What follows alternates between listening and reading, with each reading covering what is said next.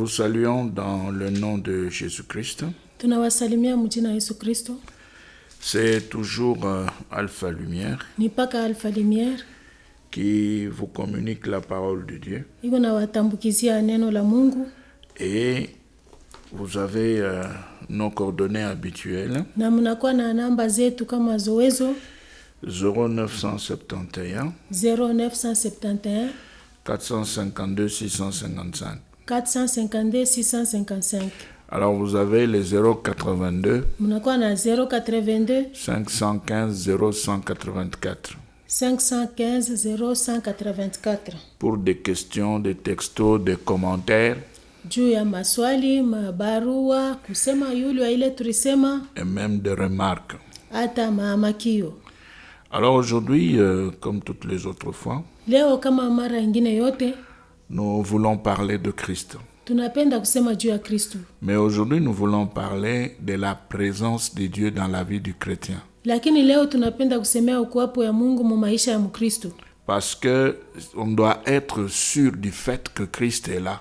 Kwa sababu tunafai kuwa na uhakika ya kama Kristo yuko hapo. Maintenant, celui qui est sûr de la présence de Dieu dans sa vie Na ule ko na uhakika ya ukuwapo ya Kristo maisha yake, peut alors faire la prière d'autorité. anaweza basi kufanya maombi ya mamlaka. Il peut libérer le pouvoir, libérer l'autorité. Anaweza kufungua mamlaka, kufungua uwezo. Il peut commander et voir les résultats parce que Christ est là. Anaweza kuamuru na kuona matokeo kwa sababu Kristo yuko hapo. Maintenant, si Christ n'est pas là, on ne peut pas commander par la chair. Sasa kama Kristo ana hapo, hatuwezi kuamuru kwa mwili. Parce que c'est Christ seul qui nous donne la victoire. Kwa sababu ni Kristo peke yake anatupatia ushindi. Maintenant, il faudra être sûr du fait que Christ est là. Sasa nafai kuwa na uhakika ya kama Kristo yuko hapo. Maintenant, qu'est-ce qui pourra faire voir qu'effectivement Christ est là? Ni nini itaweza kuonyesha hakika ya kama Kristo yuko hapo? C'est pas le fait de les sentir dans la chair. Haina kuisikia ndani ya mwili. Ça n'a rien à voir avec la chair. Haina mambo na mwili. Ça n'a rien à voir avec des sensations. Haina mambo na vile unasikia mwili. Non, comme je sens la chair de poule, donc c'est Dieu. Hivi mimi nasikia maungu kunitembea, basi ni Mungu. Et comme j'ai de bourdonnements dans les oreilles, l'esprit veut me parler. Sasa hivi mimi nasikia makelele mwasikio, ni kusema roho anataka kunisemeza. Et comme mes oreilles sont bouchées maintenant, donc le ciel veut me parler. Hivi masikio yangu inazibia, sasa ni kusema roho anataka kunisemeza. Non, ça n'a rien à voir avec tout ça. Hapana, haina mambo na vile vyote. Parce que Christ est esprit. Kwa sababu Kristo ni roho. C'est un esprit vivifiant. Ni roho ile kunaleta uhai. Alors comme c'est un esprit, Sasa vile koro, ça n'a rien à voir avec la chair. habina mambo na mwili. D'ailleurs, lui-même, quand il enseignait, il avait dit, Na yeye mwenyewe wakati alikuwa anafundisha alisema, les paroles que je vous ai dites sont esprit et vie. maneno nilisema kwenu ni roho na uzima. Vous voyez, esprit et vie parce que lui-même est esprit et son père est esprit. Roho na uzima kwa sababu yeye mwenyewe ni roho, baba yake ni roho. Alors maintenant, les paroles qu'il donne Sasa maneno ile kunaleta sont esprit et vie. inakuwa uzima. Alors maintenant, Na comment arriver Sasa mfano gani kufika à pratiquer sa présence, mkutenda ukuwapo wake, à réaliser le fait qu'il est là, kuishi ya kama iko hapo, être sûr du fait qu'il est là, kuwa na uhakika ya kama iko hapo, pour pouvoir maintenant commencer à commander. ili tupate sasa kwanza kuamuru. Maintenant, si on n'est pas sûr, Kama hatuna na la uhakika, prière ne marchera pas. maombi haitatembea. Alors nous allons lire un premier verset Tutasoma shairi ya kwanza dans 2 Chroniques. mu mambo ya siku ya pili, 2 Chroniques, 2 Mambo ya siku ya Chroniques pili. 16. sura 16, Et nous allons prendre le verset 9. na tutabeba mstari ya 9. 2 Chroniques 16, Mambo 9. ya siku ya pili, sura Il est dit 16 ceci. mstari ya 9 inasema hivi: Car le Seigneur parcourt du regard toute la terre Kwa maana macho ya Bwana yanakimbia kimbia katika dunia yote, pour prêter main forte kusudi kuonyesha kuwa mwenye nguvu à ceux dont le cœur est tout entier à lui. kwa ajili ya hawa walio na mioyo mitimilifu kwake. Tu agis stupidement Kwa maana umetenda kwa upumbavu dans cette affaire, katika maneno haya, car dès à présent, kwa sababu tangu sasa tu auras de guerre. utakuwa na vita. Alors là, nous lisons dans la Bible en application. Pale tunasoma ni mubiblia en application. Et si nous rentrons dans Zégon 1910, Kama tunarudia Muzegon 1910, vous allez voir le texte que vous avez, mutaona ile usomi mko nayo que c'est presque la même chose. ya kama inafanana. Parce que c'est toujours la maison Zegon. kwa sababu ni mpaka nyumba ya Zegon. Il a multiplié des Bibles Anajumlisha tu maversion pour pouvoir se rapprocher de la vérité. juu akaribie kwa ukweli. Alors, au verset 9, Kumustari ya 9, 1910. 1910, Car l'Éternel étend ses regards sur toute la terre kwa maana macho ya Bwana yanakimbia katika dunia yote pour soutenir ceux dont le cœur est tout entier à lui. kusudi kuonyesha kuwa mwenye nguvu kwa ajili yao, mioyo yao yote ni timilifu kwake. Le cœur tout entier à lui. Mioyo yao yote iko kwake. Ça veut dire que toi, tu dois avoir le cœur tout entier pour Dieu. Ni usema wewe unapasha kuwa na moyo yako yote juu ya Mungu. Tout entier veut dire il n'y a pas de parti pour autre chose. Moyo yako yote ni kusema hakuna bipande ile nabakia juu ya vitu vingine. Tout entier veut dire que tu ne peux pas aimer autre chose que Dieu. Moyo yako yote ni kusema hauwezi kupenda vitu vingine ila tu Mungu. L'amour de ta femme ou de ton mari ou de tes enfants, cet amour ne peut rien prendre dans ton cœur. Mapendo juu ya bibi yako, bwana yako, batoto yako haiwezi kuchukua kitu ndani ya moyo wako. Ton cœur doit être tout entier, tout entier. Moyo wako unapaswa kuwa yote. Alors, dans Marc, Mu Marko. nous allons dans Marc, vous allez voir. Tunaenda mu Marko mtaona. Alors là, on nous donne encore presque le même conseil Kule banatupatia tuseme paka ile shauri moja pour que nous puissions absolument l'aimer de tout cœur. juu tupate hakika kumupenda na moyo wetu wote. L'aimer de tout cœur. Kumupenda na moyo wote. Alors même si on n'arrive pas à l'aimer de tout cœur, Sasa kama hatufike mkumupenda na moyo wote, il sera difficile de pouvoir croire dans sa présence. itakuwa nguvu kuamini ndani ya ukuwapo wake. Il sera difficile de pouvoir croire dans le fait qu'il est là Itakuwa nguvu kuamini ya kama eko hapo et puis commencer à commander dans la prière et voir les résultats. na kisha kwanza kuamuru ndani ya maombi na kuona matokeo. Si le cœur est partagé, Kama moyo isha kugawanika, si dans le cœur il y a autre chose, kama ndani ya moyo muko vitu vingine, on a un peu de place pour ceci, un peu de place pour kuna cela, fazi kidogo juu ya hiki, fazi kidogo juu ya kile, eh bien, il y aura beaucoup de problèmes, pale kutakuwa magumu sana, surtout dans la prière. zaidi ndani ya maombi. Alors, dans Marc 3, Mu Marko sura ya 3 nous prenons 31 jusqu'à 35. tunabeba 31 kufika 35. Marc 3, Marko sura 3 31 jusqu'à 35. 31 kufika 35. Survinrent sa mère et ses frères qui, se tenant dehors, l'envoyèrent appeler. Mama yake na ndugu zake wakikuja wakisimama nje wakituma kwake kumuita. La foule était assise autour de lui Makutano waliketi wakimzunguka, et on lui dit, voici ta mère et tes frères sont dehors et te demandent. wakamwambia mama yako na ndugu zako ni nje wanakutafuta. Et il répondit, Akawajibu, qui est ma mère et qui sont mes frères? akasema nani mama yangu na ndugu zangu? Puis jetant les regards sur ceux qui étaient assis tout autour de lui, Akatazama watu ambao walimzunguka pande zote, voici, dit-il, ma mère et mes frères. akasema tazama mama yangu na ndugu zangu. Car quiconque fait la volonté de Dieu, celui-là est mon frère, ma sœur et ma mère. Yeye anayefanya mapenzi ya Mungu ndiye ndugu yangu, ndiye dada yangu na mama yangu. Voilà pourquoi il a dit ça. Jua nini alisema hivi? Parce que Marie était véritablement celle qu'il avait portée dans son sein. Kwa sababu Maria ni bia kweli, yeye ndio alimuzaa. Maintenant, il avait ses frères, il avait ses sœurs. Sasa alikuwa na ndugu yake, alikuwa na wadada yake. Mais maintenant, on lui dit, Bana mwambia, voilà, ils sont dehors, tazama weko nje, ils sont en train de te chercher. weko na kutafuta. Ils ont besoin de toi. Wanakuhitaji. Maintenant, il répond, Anajibu, il dit, mais qui est ma mère, qui sont mes frères? mama yangu ni nani, ndugu zangu ni nani? Ça veut dire que dans mon cœur, Ni kusema ndani ya moyo wangu il n'y a que Dieu. muko paka Mungu. C'est vrai, c'est ma mère. Ni bia kweli ni mamangu. Ce sont mes frères. Ni ndugu zangu. Ce sont mes sœurs. Ni dada yangu. C'est vrai. Ni kweli. Je reconnais cela. Natambua ile. Mais mon cœur Lakini moyo wangu est rempli de Dieu. inajaa na Mungu. Et comme mon cœur est rempli de Dieu, Na sasa vile moyo wangu inajaa na Mungu, il n'y a pas de place pour ma mère. hakuna fasi juu ya ya mamangu, il n'y a pas de place pour mes frères, pour mes sœurs. hakuna nafasi juu ya ndugu zangu na dada zangu. Mais je reconnais le fait que Lakini ninatambua ya kama ce sont mes frères, ni ndugu ce zangu, sont mes sœurs, ni dada zangu, et cette dame-là, c'est ma na mère. huyu mama ni mama yangu. Je reconnais cela. Ninatambua ile. Mais dans mon cœur, Lakini ndani ya moyo wangu toute la place fazi est yote là pour Dieu. iko pale juu ya Mungu. Voilà le premier point. Muone nukta ya kwanza. Avoir le cœur tout entier pour Dieu. Kuya na moyo yako yote juu ya Mungu. Et maintenant, si le cœur n'est pas tout entier pour Dieu, Sasa kama moyo yote haina kwa Mungu, eh bien, il y a un problème. pale patakuwa mambo.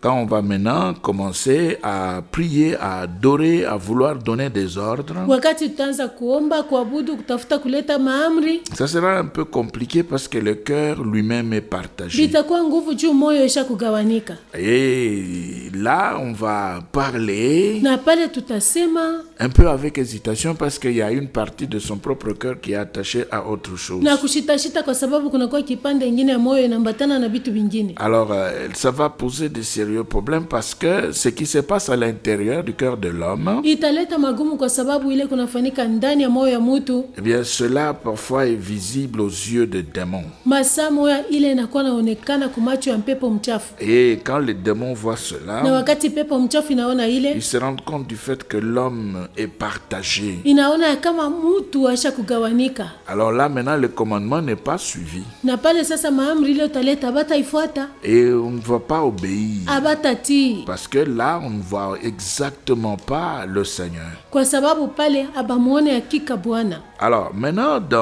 toujours dans Marc, Mpaka mu Marko nous prenons le chapitre 12. tunabeba sura 12.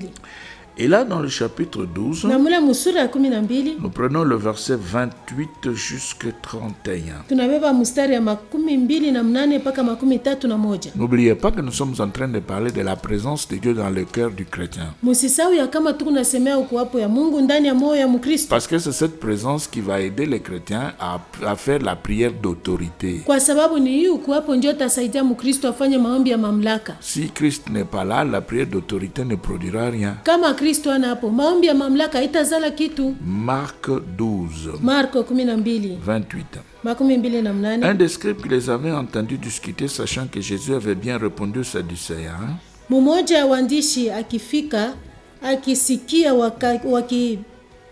wakisemezana, akajua wamejibu vizuri, s'approcha et lui demanda, akamkaribia akamuuliza, quel est le premier de tous les commandements? amri gani iliyo kubwa kuliko zote? Jésus répondit, Yesu akajibu, voici le premier. tazama ya kwanza, Voici le premier. tazama ya kwanza. Écoute Israël. Sikia Israeli, Le Seigneur notre Dieu Bwana Mungu wetu est l'unique Seigneur. ni Bwana mmoja, Est l'unique Seigneur. ni Bwana mmoja. Et tu aimeras le Seigneur ton Na Dieu utapenda Bwana Mungu wako de tout ton cœur. kwa moyo wako ote, De tout ton kwa cœur. moyo wako ote. On n'a pas dit il faut donner le cœur en moitié. Abakuseme mulete moyo kipande, Et puis une autre partie pour la femme, pour les enfants, pour le kisha mari. kipande ingine juu ya bibi, juu ya bwana, juu ya watoto, Et une autre partie pour la prospérité. na kipande ingine juu ya kusitawi, Une autre partie pour les choses de la terre. na kipande ingine juu ya vitu vya dunia. Non. Hapana. Ici, Jésus répond, Hapa Yesu anajibu, tu aimeras le Seigneur ton Dieu de tout ton cœur, utapenda Bwana Mungu wako na moyo wako de ote, toute ton âme, na nafsi yako de yote, toute ta pensée na mafikiri yako et yote, de toute ta force. na nguvu zako zote, De toute ta force. na nguvu zako zote. Donc tu ne peux rien garder. Nisema hauwezi kuchunga kitu, Tu dois l'aimer lui unapasha kumupenda yeye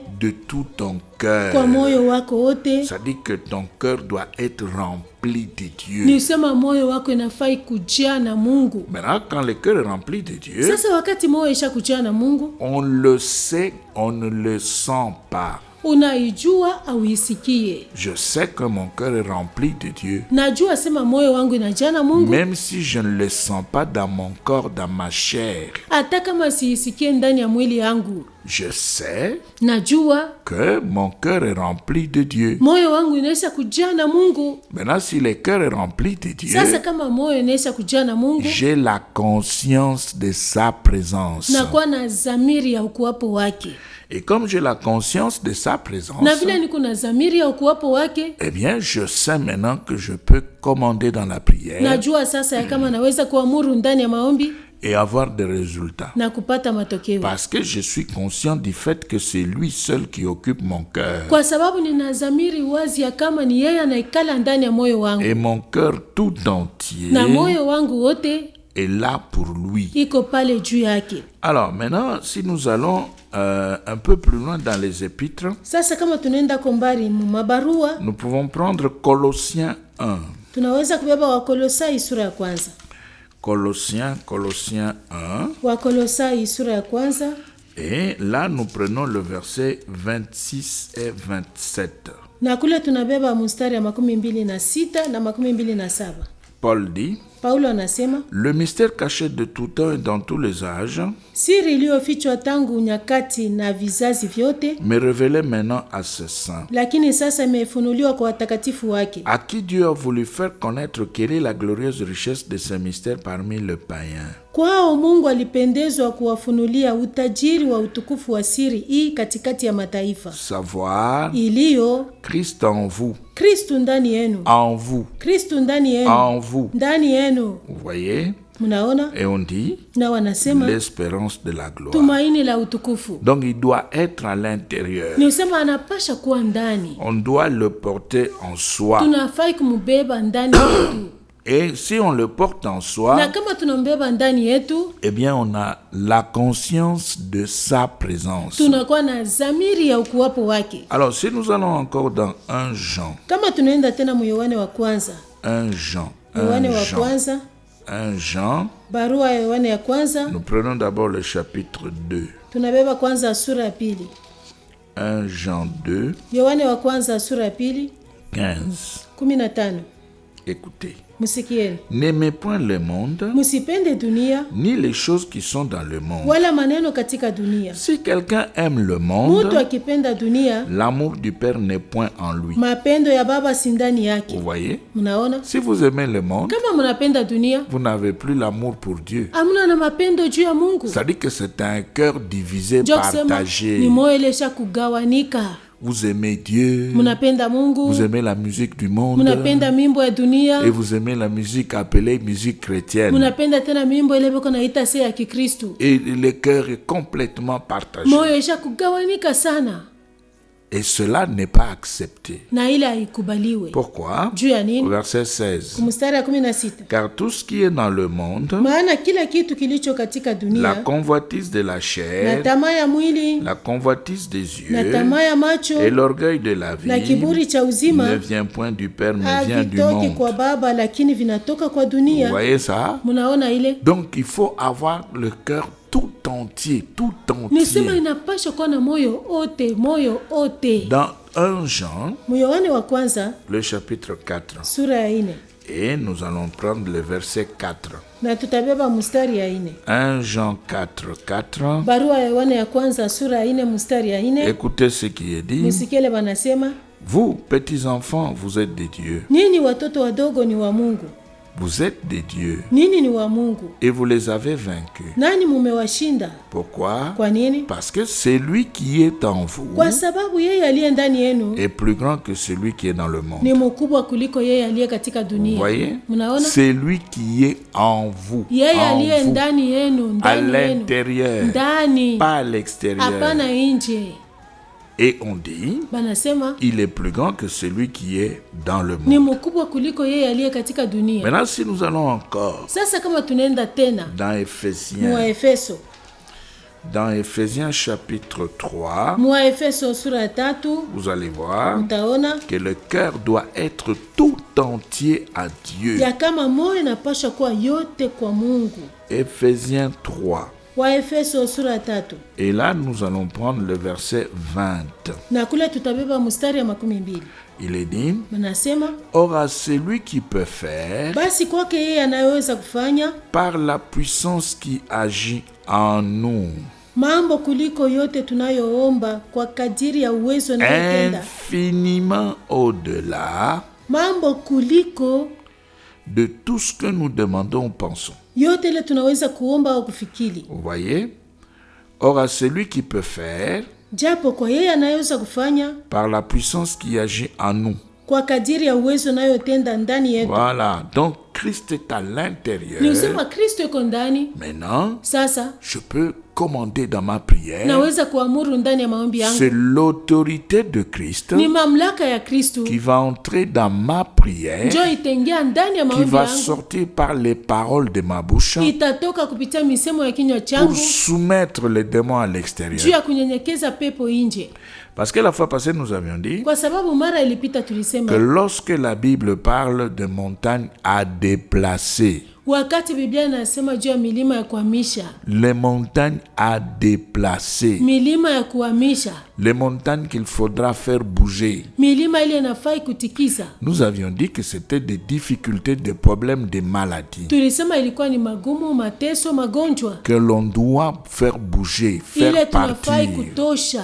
Parce que derrière les maladies, les difficultés, les blocages, il y a des démons. Kwa sababu nyuma ya magumu, magonjwa, kufungwa kuna kuwa pepo mchafu. Et ce sont ces démons qui représentent les montagnes, les collines à déplacer. Na hii pepo mchafu ndio kunaonesha milima kubwa na kidogo ile tunafai kuhamisha. Maintenant, les montagnes du côté de Dieu, ce sont des anges. Sasa milima kungambo ya Mungu ni wa malaika. Et si vous lisez dans le livre de Daniel, vous verrez Kama mnasoma mkitabu ya Danieli mtaona que là, on est en train de parler de la montagne de la maison de l'Éternel. na kule beko nasemea mulima ya nyumba ya Bwana. Il ne s'agit pas de difficultés, de maladies, de Kule abasema juu ya blocages. magonjwa, magumu, maisha Non, kufungwa c'est la hapana. présence des anges de Dieu. Ni ukuwapo ya malaika za Mungu. Maintenant, du côté de Satan, Sasa kungambo ya shetani les montagnes, les collines sont symbolisées par la présence des démons qui créent les maladies, les échecs, la pauvreté, etc. milima kubwa na ndogo ni ile mambo inakunaonesha magonjwa, mateso, umaskini na kadhalika. Du côté de Satan, Kungambo ya shetani les montagnes milima sont des ni maladies, magonjwa, les difficultés, magumu, le problème, mateso, les blocages. kufungwa, Parce que kwa derrière, sababu nyuma il y a les démons qui travaillent kunakuwa mpepo mchafu ile kunatumika pour faire pleurer. juu ya kulilisha. Maintenant, les montagnes du côté de Dieu, Sasa milima kungambo ya Mungu eh bien, il est question de la présence des anges de Dieu. banasemea ni ukuwapo ya malaika za Mungu. Quand on dit par exemple, Kama banasema kwa mfano, qui montera à la montagne de l'Éternel? nani atakayepanda mlimani ya Bwana? Je suis à la recherche d'un secours. D'où me viendra le secours? Natafuta usaidizi. Usaidizi yangu itatoka wapi? Alors là, on parle des Na montagnes pale banasemea milima du côté de Dieu. kungambo ya Mungu. Et les montagnes du côté de Dieu, Milima kungambo ya nous nous Mungu répétons, tunarudia ce hapo sont les anges de ni Dieu. wa malaika za Mungu. Mais les montagnes que nous devons déplacer Lakini milima ile she tunapasha kuhamisha se trouvent du côté de Satan. iko kungambo ya shetani. Alors maintenant, pour les déplacer, Sasa juu ya kuyahamisha il faut la présence de Dieu. inafai kuwapo ya Mungu. Il faut être sûr du fait qu'on a Dieu dans son cœur. Inafai kuwa na hakikisho ya kama kuna Mungu ndani ya moyo, Parce que si on n'a pas Dieu, kwa sababu kama una na Mungu eh bien rien ne va se passer. hakuna kitu ile tafanika. Et nous nous répétons en disant Na ceci, tunarudia hapo mkusema hivi, la présence de Dieu ne dépend pas des sentiments de l'individu. ukuwapo ya Mungu haitazamia mania ya mutu. Oh, je sens que Dieu est là Oh, maintenant. mimi nashikia se Mungu yuko hapo Je sasa. sens que Dieu me remplit Oh, mimi maintenant. nashikia se Mungu ananijaza. Et je suis vraiment rempli. Oh, mimi najazwa sana. Et maintenant, je vais un peu me dégager. Sasa mitajifungua. Ah, il faut que je puisse un peu enlever un peu d'onction pour respirer. Oh, nitoshe kwa mbele ya mafuta kidogo juu nipumzike. Bon, nous n'avons pas encore trouvé cette situation dans la Bible. Ile mambo ya vile shatu hatuyaiona ndani ya Biblia. Peut-être que dans les jours à venir, on pourra atteindre ce niveau-là. Saa zingine masiku ijayo tutaweza na shia kufikia ile kipimo. Et on vous expliquera alors. Na tutamifasilia Mais pale. pour le moment, Hapa sasa nous disons non. tunasema hapana. Alors dans Luc 17, Luka 17. Luc 17, le verset 20. Luka 17 mstari ya 12.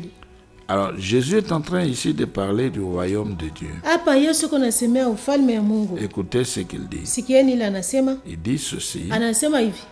Les pharisiens demandèrent à Jésus quand viendrait le royaume de Dieu. Wafarisayo wakimuuliza Yesu wakisema ufalme wa Mungu utakuja wakati gani? Il leur répondit. Akawajibu. Le royaume de Dieu Akasema ufalme wa Mungu ne vient pas de manière à frapper le regard. Haufiki kwa namna ya kutazamia. 21. On ne dira point. Wala watasema il est ici. Tazama hapa. Ou il est là. Au tazama kule. Car voici. Kwa maana tazama. Le royaume de Dieu. Ufalme wa Mungu. Est au milieu de vous. Ni ndani yenu. Au milieu de vous. Ni ndani yenu. Vous voyez ici? Naona hapa. Au milieu de vous, pourquoi? Katikati yenu juu. Parce que lui-même Jésus kwa sababu yeye mwenyewe Yesu était le représentant de ce royaume. Alikuwa kionyesho ya hii ufalme. Il était là. Alikuwa pale. Il se présentait. Alikuwa anajionyesha comme étant le royaume. Sa ufalme. Maintenant quand on reçoit Christ, sasa wakati tunapokea Kristo, il entre en soi. Anaingia ndani ya moyo. Il occupe le cœur. Anekala ndani ya moyo. Maintenant on est sûr de sa présence. Sasa tunakuwa na hakikisho ya ukuwapo wake. Maintenant quand on va adorer, sasa wakati tutaabudu, quand on va prier, wakati tutaomba, quand on va chanter, wakati tutaimba, quand on va commander, wakati tutaamuru, quand on va chasser maintenant, wakati tutafukuza sasa, c'est son autorité, ni mamlaka yake, c'est son pouvoir, ni uwezo wake, ce sont ces choses qui vont agir dans notre prière. Ni hivi vitu ndio vitatenda maombi yetu. Dans Jean 17, Yohane 17, nous prenons Jean chapitre 17, nous sommes dans la prière de Jésus. Tunabeba Yohane 17 tuko mu maombi ya Yesu. Et là au verset 21. Na kule kumstari ya 21. Jésus dit ceci. Yesu anasema hivi. Afin que tout soit un. Ili ote wawe moja. Comme toi Père tu es en moi. Kama wewe Baba uko ndani yangu. Et comme je suis en toi. Na kama mimi ni ndani yako. Afin que aussi. Ili wao vile vile. Soit un en nous. Wawe mmoja ndani yetu. Pour que le monde croie. Ili dunia yaamini. Que tu m'as envoyé. Ya kama ulinituma. Alors ces paroles sont très importantes. Hii misemo iko ya lazima sana. Pourquoi? Juu ya nini? Parce que le Seigneur montre. Kwa sababu Bwana anaonyesha. Qu'il était dans son Père et le Père était en lui et que les deux ne formaient qu'une unité. Alikuwa ndani ya babake, babake alikuwa ndani yake na wote wawili walifanya kitu moja. Maintenant il dit. Sasa anasema. Afin que aussi. Ili wao vile vile. Soit un en nous. Wawe mmoja ndani yetu. Pour que le monde croie que tu m'as envoyé. Ili dunia ipate kujua kama ulinituma. Maintenant, comment est-ce que le monde saura? Sasa mfano gani dunia itajua? Qu'effectivement. Ya kama hakika. Toi. Weye. Tu as Christ en toi. Uko na Kristo ndani yako. On ne viendra pas prendre le bistouri de médecin, faire une intervention chirurgicale pour voir ce qui se trouve à l'intérieur. Abata beba kisu ya munganga kukupasula juu ya kona ile kundani yako. On ne fera pas cela. Abata fanya ile. Ce qu'on va faire, ile batafanya, c'est regarder les résultats de tes prières. Ni kuangalia matokeo ya maombi yako. C'est chercher à voir. Ni kutafuta kuona si réellement kama kweli dans ton cœur là, ndani ya moyo wako il y a quelque chose. Muko kitu. Et ce qui se trouve dans ton cœur, na ile kundani ya moyo wako, ça va se faire voir par les résultats de tes prières. Itaonekana kupitia matokeo ya maombi yako. Un jour, siku moja, l'apôtre Paul avait prié pour une dame appelée Trophime. C'était une dame ou un homme, mais appelé Trophime. Mtume Paulo aliombea mtu moja jina lake Trophime. Et Trophime n'était pas guéri. Trophime ashikupone.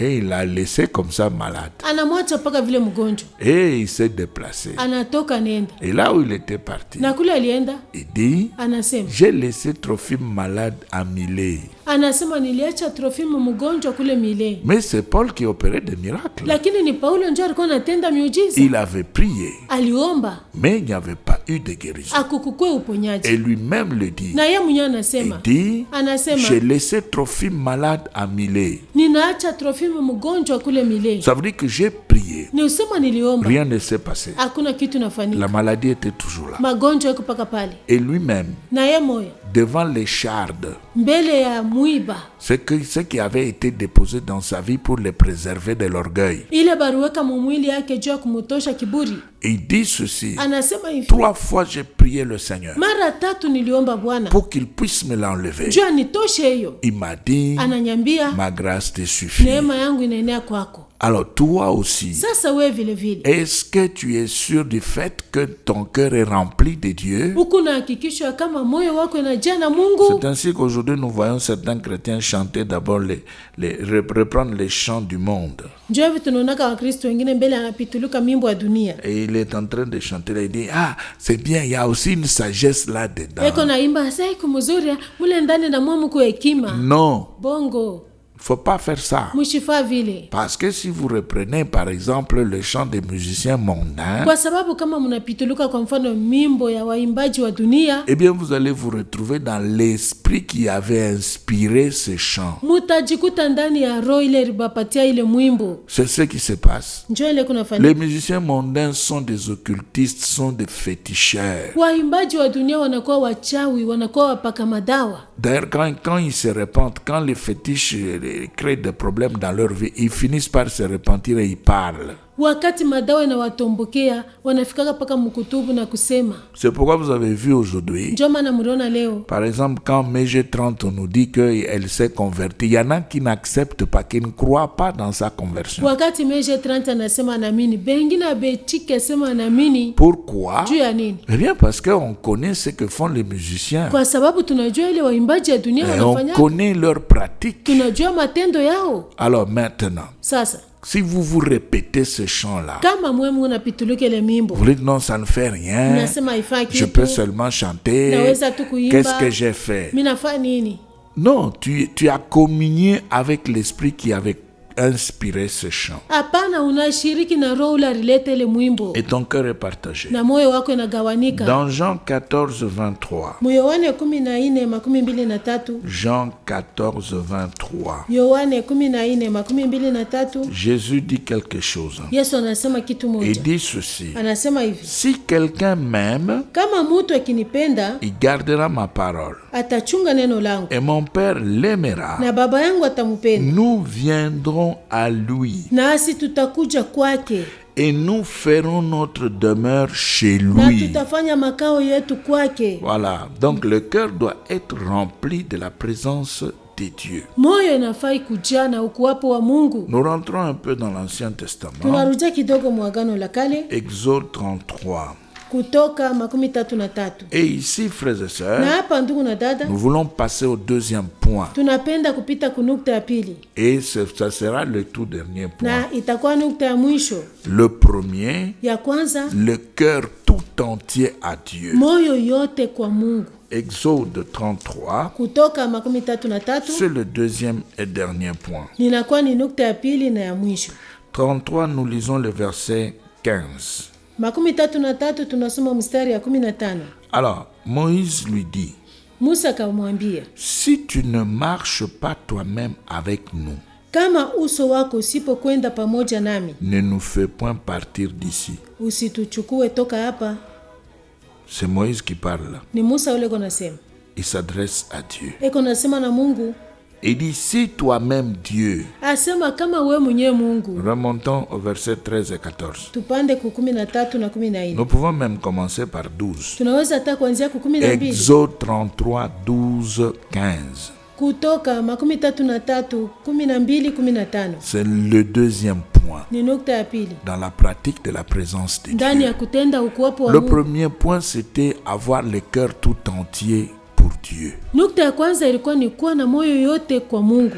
Maintenant, écoutez le deuxième Sasa point. musikie ya pili. Moïse dit à l'Éternel, Musa akamwambia Bwana, voici tu me dis, tazama unaniambia fais monter ce peuple. toa watu hawa, Et tu ne me fais pas connaître nawe ukunijulisha qui tu enverras avec moi. ni nani ambaye utatuma pamoja nami. Cependant, tu as dit, Lakini umesema je te connais par ton nom ninakujua kwa jina lako, et tu as trouvé grâce à mes na yeux. umepata neema mbele yangu. Si vous pouvez bien resuivre le verset 12. Kama mnaweza mzuri kufuata tena mstari ya 12. Voici tu me dis, Tazama unaniambia, tu me dis umeniambia la révélation. ufunuo. elle revient. inarudi. Le cœur doit être rempli de la révélation. Moyo inafai kujaa na ufunuo. Et la révélation, c'est la parole que toi, tu avais entendue concernant Na toi. ufunuo ni neno ile ulipata juu ya maisha yako. La vision de ta vie. Onyo ya maisha yako. La vision qui porte ta provision. Onyo ile nabeba bile binafai juu ya maisha yako. C'est que Dieu attend de toi sous le soleil sur la terre. Ile Mungu anachunga kwako chini ya jua pa dunia. C'est cette révélation. Ni ile ufunuo. Et c'est ce que Moïse dit ici. Na njoo ile Musa anasema, Voici, tu me dis, tazama umeniambia fais monter ces peuples. toa watu hawa. Et tu ne me fais pas connaître Nawe qui ukunijulisha tu enverras avec ni moi. nani ambaye utatuma pamoja nami. Ici, Moïse insiste même pour les collaborateurs. Hapa Musa kuna kazi hata jua wa kutumika Ce n'est nao. pas ce que nous voyons aujourd'hui. On choisit les gens selon les amitiés, selon la tribu. Aina ile tu kunaona leo kunachagua watu kufuatana na burafiki, kufuatana na kabila. Ou bien on choisit les gens parce qu'ils ont des moyens, ils ont beaucoup d'argent. Au kunachagua watu kwa sababu wako na manamna, wako na fedha. Mais regardez ici ce que Moïse fait. Lakini muangalia hapa ile Musa Il dit à anafanya. Dieu, Anamwambia Mungu, tu ne me dis pas, tu ne me fais pas connaître qui tu enverras avec moi. ukunijulisha ni nani ambaye utatuma pamoja Qui nami. va m'accompagner? Nani atanishindikiza? Cependant, tu as dit, Lakini wewe umesema je te connais par ton nom. ninakujua kwa jina Et lako tu as trouvé grâce à mes na yeux. umepata neema mbele yako. Maintenant, Basi sasa si j'ai trouvé grâce à tes yeux, nikipata neema mbele yako, fais-moi connaître tes voies. unijulishe njia yako. Alors je te Pale connaîtrai nitakujua et je trouverai encore grâce à tes na yeux. nitapata tena neema mbele yako. Considère que Fikiria kama cette nation hii taifa est ton peuple. ni watu wako. L'Éternel répondit. Bwana Vous akajibu. voyez, quand on prie dans la révélation, Unaona, wakati tuko naomba ndani ya ufunuo, quand on répète à Dieu ce qu'il avait dit, wakati tunapituluka kwa Mungu ile alisema, ce qu'on avait reçu dans la vision, dans le songe, ile tulipokea ndani ya onyo, ndani ya ndoto, qui était sorti de la bouche de Dieu par l'esprit de révélation, ilitoka mkinywa cha Mungu kupitia roho ya ufunuo, Dieu va bouger. Mungu atatenka. C'est le verset 14. Ni mstari ya 14. L'Éternel répondit, Bwana akajibu, je marcherai moi-même nitakwenda mimi mwenyewe avec toi. pamoja Ça nawe. veut dire que je ne veux pas te donner les gens pour le plaisir de les faire. Moi-même, je serai là. Ni usema sitakupatia watu juu ya furaha kuifanya, mimi mwenyewe nitakuwa pale Et je te donnerai du repos. na nitakupatia mapumziko. En d'autres termes, Mumisemo ingine, je vais alléger ton travail. nitapunguza kazi yako, Je serai avec toi pour te faciliter le travail. nitakuwa pamoja nawe ili kazi iwe mwepesi Et ta vie sera facilitée. na maisha yako itakuwa mwepesi, Et tu verras des choses devenir beaucoup plus légères. na utaona vitu vitakuwa vyepesi Le zaidi. ministère ne sera plus lourd. Utumishi haitakuwa tena mzito. L'œuvre de Dieu Kazi ya Mungu ne va pas te tuer. haitakuua, Parce que moi, ton Dieu, kwa sababu mimi je Mungu wako serai là nitakuwa et pale je te donnerai du repos. na nitakupatia raha.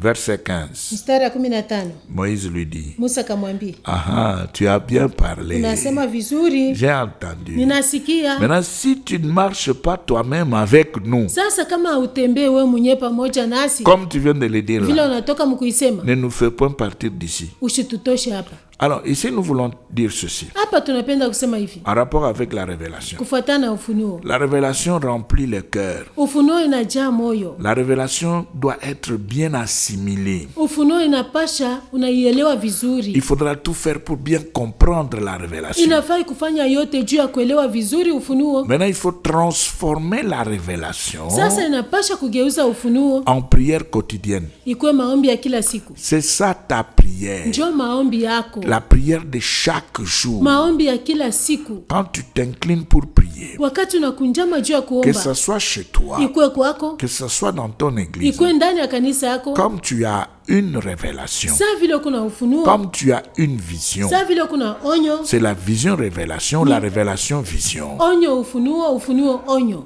Comme Dieu t'a parlé, Saa vile Mungu alikusemeza, il ne va pas changer. asitageuza. Les paroles qu'il t'a données sont des paroles éternelles. Misemo ile alikupatia inakuwa misemo ya milele. Alors, je transforme ces paroles en prière. Geuza ile misemo ikuwe maombi. Voilà ici l'entretien de Moïse avec Dieu. Mwone hapa mazungumzo ya Musa na Mungu. Eh bien, Moïse ne dit pas à Dieu ce qu'il veut lui dire. Musa ashimwambie Mungu bila anapenda kumwambia. Moïse parle avec Dieu sur la base de ce que Dieu lui-même avait dit. Musa eko nasema na Mungu kufuatana na bile Mungu yeye mwenyewe alisema. Voilà le deuxième point. Mwone nukta ya pili. Transformer la révélation en prière quotidienne. Kugeuza ufunuo ikuwe maombi ya kila siku. C'est la source de la présence et de l'autorité du chrétien. Ni chemchemu ya ukuwapo na ya mamlaka ya Mkristo. Nous avons ici l'exemple de Moïse. Tunakuya hapa na mfano ya Musa.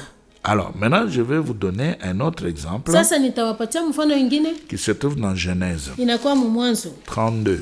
Mwanzo 32. Vous allez voir aussi là Mtaona tena kule que les gens connaissaient ces secrets. ya kama watu walijua hii siri. Tous ceux-là qui avaient marché avec Dieu Wale wote walitembea pamoja na avaient Mungu. transformé la révélation en prière. Waligeuza ufunuo inakuwa Ils maombi. s'adressaient à Dieu sur la base de ce qu'ils avaient entendu. Walikuwa nasema na Mungu kufuatana na ile walisikia. Ne dis pas à Dieu ce qu'il ne t'a pas dit. Hapana kumwambia Mungu maneno ile ashikukwambie. Il faut renvoyer dans le cœur de Dieu les paroles de la révélation ou de la vision. Inafai kurudisha mu masikio ya Mungu maneno ya ile Mungu alikwambia au ya ufunuo. Nous sommes là dans Genèse 32. Tunakuwa pale mu Mwanzo 32. 9-12. 9 kufika 12. Jacob dit, Yakobo akasema, Dieu de mon père Abraham, Mungu wa baba yangu Abrahamu, Dieu de mon père Isaac. na Mungu wa baba yangu Isaka. Suivez maintenant. Mfate sasa. Éternel qui m'a dit. Bwana ambaye aliniambia. Et toi, qu'est-ce que Dieu t'avait dit? Wewe Mungu alikwambia nini? Ça sont des paroles données à Jacob. Hii ni misemo balipatia Yakobo. Et à toi, quelles sont les paroles que l'Esprit t'avait révélées? Kwako we Roho alikupatia misemo gani? Et c'est pourquoi il dit Christ en vous, Ndio maana banasema Kristo ndani yenu, l'espérance de la gloire. tumaini la utukufu. Christ se tient derrière les paroles que Dieu a données. Kristo yuko nyuma ya maneno ile Mungu alileta. Il est dans ton cœur derrière les paroles données. Eko ndani ya moyo wako nyuma ya maneno ile Maintenant, balikupatia. quand tu transformes les paroles données en prière, Christ se met en action. Sasa wakati unageuza ile misemo ulipokea na kwa maombi, Kristo anaanza kutenda. Il va libérer son autorité, son pouvoir. Atafungua mamlaka yake na uwezo wake. Tu vois? Unaona? Tu vois que tu dois te calmer Unaona sema unapasha pour kutulizana. chercher la face de Juu Dieu, ya kutafuta uso wa Mungu. pour prier pour soi-même. Juu ya kujiombea mwenyewe. Alors maintenant, Jacob dit, Yakobo anasema, l'Éternel qui m'a dit, Bwana ambaye aliniambia, retourne dans ton pays et dans ton lieu de naissance, rudi kwa nchi yako na kwa jamaa yako, et je te ferai du bien. na nitakutendea Vous vema. voyez, il répète ce qu'il avait entendu. Unaona anapituluka mwile alisikia. Maintenant, il parle pour lui-même, Sasa iko nasema juu sur yake la mwenyewe. base de la révélation. Kufuatana na ufunuo. Je suis trop petit pour toutes les grâces Si stahili zozote za rehema zako et pour toute la fidélité dont tu as usé envers ton na kwa serviteur. kweli yako uliyoonyeshea mtumishi wako. Car j'ai passé ce journée avec mon Kwa bâton maana nilipita Yordani na fimbo et yangu, maintenant je forme deux camps. na sasa nimekuwa na vikosi viwili. Délivre-moi, je te prie, Uniponyeshe ninakuomba de la main de mon frère, kwa mkono wa ndugu de la yangu, main d'Ésaü, kwa mkono wa Esau, car je kwa crains sababu qu'il nimeogopa ne vienne asije et qu'il ne me frappe na kunipiga avec la mère et les enfants. pamoja na mama na Et watoto. toi, tu as dit, Nawe umesema. voilà, il rentre dans la révélation. Naona anarudia ndani ya Je ufunuo. te ferai du bien Hakika nitakutendea et je vema rendrai ta postérité na kufanya uzao wako comme le sable de la kama mer, mchanga wa bahari si abondant usioweza qu'on ne saurait les compter. kuhesabiwa kwa wingi. Donc, frères et sœurs, Basi ndugu na dada, pour être sûr de la présence de juu Dieu, ya kuwa na uhakika ya ukuwapo ya la Mungu, première chose, kitu ya kwanza avoir un cœur rempli de Dieu, kuya na moyo ile najaa na Mungu, le cœur tout entier pour moyo Dieu, ile kuyote kwa Mungu, pas un cœur partagé. hapana moyo ile nagawanika. Alors là, il faut pas même dire non, j'aime beaucoup ma femme, elle occupe une place dans mon cœur. Pale haifai hata kusema oh, napendaka bibi yangu sana, anabeba fazi mu moyo wangu. J'aime beaucoup mon mari, Napenda bwana yangu c'est toute sana, ma vie, njo maisha yangu et il yote, occupe mon na yeko cœur. nafasi mu moyo Le wangu. cœur, c'est pour Dieu. Moyo ni ya Mungu. Il faut laisser Dieu remplir les cœurs. Inafai kuacha Mungu ajaze moyo. On doit aimer son mari, on doit aimer sa femme, femme doit aimer ses enfants, Unapasha kupenda bibi yako, batoto yako, mais bwanako. pas plus que Dieu. Usibapende kupita Mungu. Vous savez que Isaac avait de la place dans le cœur d'Abraham. Mnajua sema Isaka alikuwa na nafasi mumoyo ya Abrahamu. Et Dieu n'avait pas aimé Na cela. Mungu asikupenda ile. Il a dit à Abraham, Aliambia Abrahamu, tu dois livrer Isaac que tu aimes. unapasha kutoa Isaka ule unapenda. Pourquoi? Parce que Isaac commençait à prendre un peu de place dans le cœur d'Abraham plus Juu ya que nini? Dieu. Isaka anaanza kubeba nafasi mumoyo ya Abrahamu kuliko Mungu. Et même Ézéchiel, Hata Ezekieli, vous connaissez sa femme. mnajua bibi yake Comment est-ce qu'elle était décédée? mfano gani alikufa? Parce que sa femme prenait une bonne place dans son cœur. Kwa sababu bibi alibeba nafasi mzuri ndani Et ya moyo Dieu wake. n'accepte pas ça. Na Mungu asitike ile. Là, c'est le premier point. Ile ni nukta ya kwanza. Deuxième point, Nukta ya pili, la révélation. ufunuo. Les paroles entendues. Misemo ile ulisikia. Tu t'es découvert. Ulijivumbua. Et tu connais ce que Dieu attend de Na toi. unajua ile Mungu anachunga kwako. Transforme cela en prière Uigeuze personnelle. ikuwe maombi ya upekee. Chaque jour de ta vie, Kila siku ya maisha yako. prie ta révélation. Omba ufunuo wako. Prie ta commission. Omba ile Mungu alikwambia. La commission que Dieu t'a donnée. Ile Mungu La alikupatia commission sasa. pour laquelle tu es sur cette Ile terre. Mungu alikupatia sasa sababu ya kuishi Prie, kwako. prie ta commission. Omba ile Mungu alikupatia Transforme sasa cette kazi. commission en Geuza prière. ile kazi kwa maombi. Et tu verras la présence de Dieu. Na utaona ukuwapo Et ya Dieu Mungu. t'accompagnera Na partout. Mungu atakushindikiza Et fasi Dieu yote. laissera par Christ son pouvoir, son autorité se manifester. Na Mungu ataacha kupitia Kristo mamlaka yake na uwezo wake ionekane. Que Dieu vous bénisse. Mungu awabariki.